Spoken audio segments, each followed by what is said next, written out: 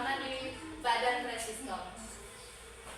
Yang kedua yaitu kapasitor. Kapasitor atau kondensator merupakan komponen elektronika pasif yang dapat menyimpan energi atau muatan listrik untuk sementara waktu. Fungsi-fungsi kapasitor yaitu memilih gelombang radio pada rangkaian penala, sebagai perata arus pada rangkaian penyerah atau rektifier, dan sebagai filter dalam rangkaian satu daya atau power supply. Yang ketiga yaitu induktor. Induktor atau coil atau kumparan merupakan komponen elektronika pasif yang berfungsi sebagai pengatur frekuensi, filter, dan juga sebagai penyambung.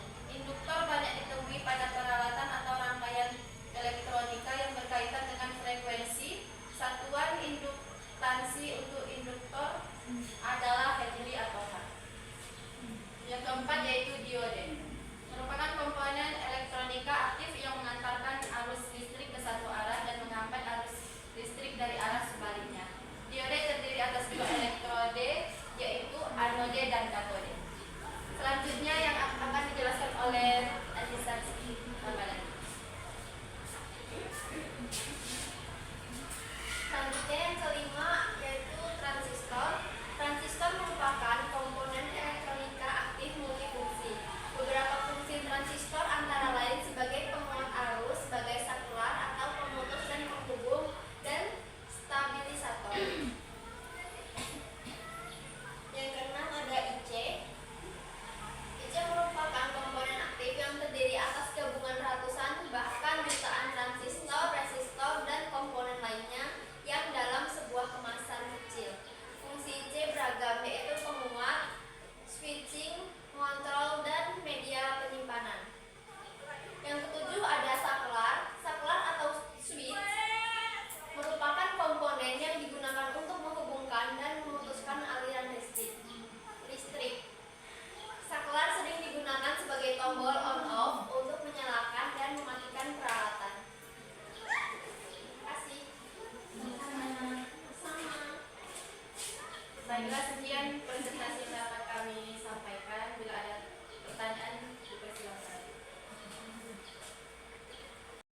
Izin bertanya. Perkenalkan, nama saya Umi Sana Harahap. Pertanyaan saya, adakah alat untuk mencegah terjadinya konsleting dan bagaimana alat tersebut bekerja? Terima kasih. Baik. Yang kedua. Oh, Hesti, silakan Hesti.